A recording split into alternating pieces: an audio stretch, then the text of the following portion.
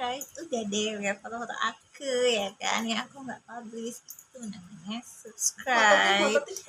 Ada yang enggak kan ada yang nanya sama aku ya, Kak, kok pas aku subscribe udah nggak nangis ya,